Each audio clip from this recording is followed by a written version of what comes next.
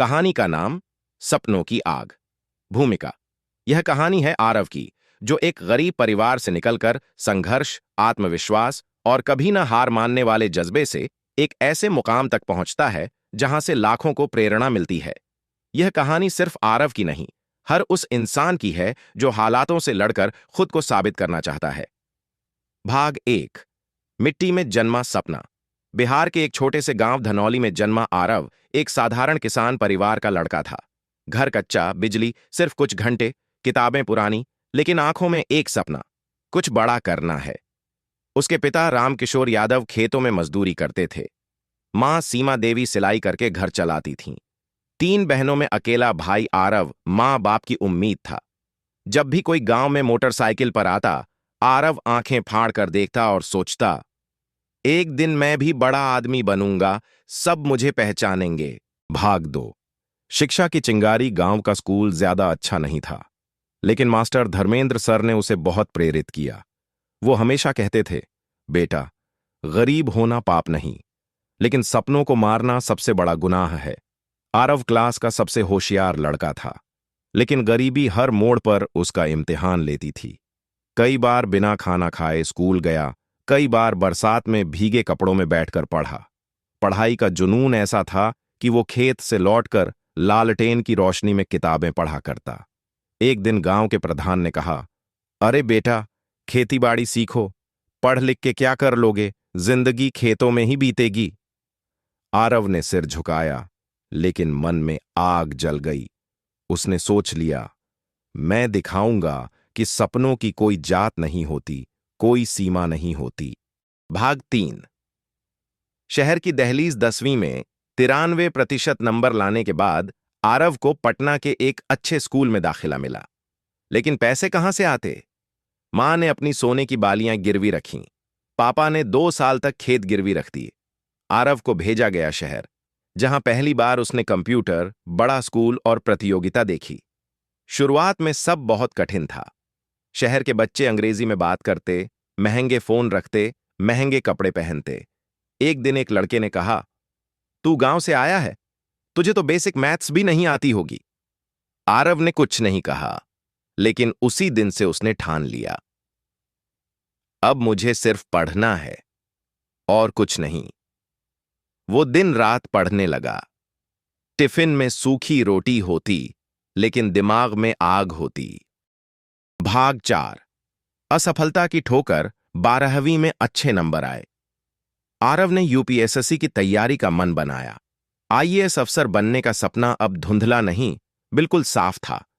वो दिल्ली आया, coaching join की। लेकिन दिल्ली कोई मां नहीं होती, वहां सब कुछ पैसों से चलता है। उसके पास न तो कोचिंग के लिए पर्याप्त पैसे थे, न रहने के लिए अच्छा कमरा। वो एक छोटे से कमरे में 4 लोगों के साथ रहता। दिन में कोचिंग, रात में ट्यूशन पढ़ाता। पहले प्रयास में वो प्रीलिम्स में ही फेल हो गया। फोन पर पिता बोले, कोई बात नहीं बेटा, फिर से कोशिश कर, हम तेरे साथ हैं। लेकिन आरव का आत्मविश्वास टूट गया। वो रोया, चुपचाप रातें गुजारी। लेकिन तभी उसे याद आया मां का कहा वाक्य, जितना बड़ा सपना, उतनी बड़ी परीक्षा। भाग 5: आत्मविश्वास की वापसी। आरव ने खुद को दोबारा उठाया। उसने अपनी गलतियों को समझा। दिन में 10 से 12 घंटे पढ़ने लगा। उसने एक दीवार पर लिखा, मैं बनूंगा आईएएस। दूसरे प्रयास में प्रीलिम्स पास हुआ, मेंस भी ठीक हुआ, लेकिन इंटरव्यू में फेल। इस बार फिर ठोकर लगी, लेकिन अब वो गिरा नहीं। अब वो सीख गया था, हार असफलता नहीं होती, हार मान लेना असफलता होती है। उसने तीसरे प्रयास में और भी मेहनत की। हर दिन का लक्ष्य तय होता, टाइम टेबल बनाता, खुद को मोटिवेट करता। गांव वालों ने कहना शुरू कर दिया, अरे बहुत पढ़ लिया, अब लौटा। लेकिन मां ने कहा, जो लड़ता है वही जीतता है। भाग 6: जीत की सुबह। तीसरे प्रयास के 1 साल बाद परिणाम आया। मोबाइल पर नोटिफिकेशन था, बधाई हो, you have been selected for Indian administrative services. Aarav की आंखों में आंसू थे। उसने सबसे पहले मां को फोन किया, मां, तुम्हारा बेटा अब अफसर बन गया है। गांव में ढोल बजे, मिठाइयां बटीं, स्कूल में छुट्टी हुई। वही प्रधान जो कहता था पढ़ के क्या करोगे, अब आरव के पांव छू रहा था। भाग 7। प्रेरणा की लौ।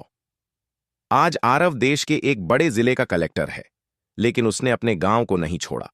उसने गांव में स्कूल बनवाया, लाइब्रेरी शुरू की, बच्चों को फ्री कोचिंग दी।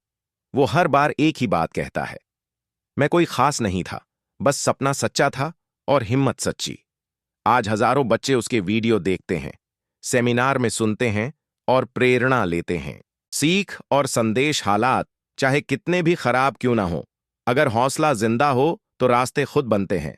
लोग क्या कहते हैं ये मायने नहीं रखता, तुम अपने आप से क्या कहते हो, यही असली बात है। सफलता रातों रात नहीं मिलती, ये एक लंबा सफर है, लेकिन हर कदम मायने रखता है। गरीबी, असफलता, ताने, संघर्ष, सब कुछ एक दिन पीछे छूट जाता है अगर तुम डटे रहो। अंतिम शब्द, अगर तुम इस समय हार मानने की सोच रहे हो, खुद को कमजोर महसूस कर रहे हो, तो आरव की कहानी याद रखो, क्योंकि तुम्हारा संघर्ष भी एक दिन किसी की प्रेरणा बनेगा।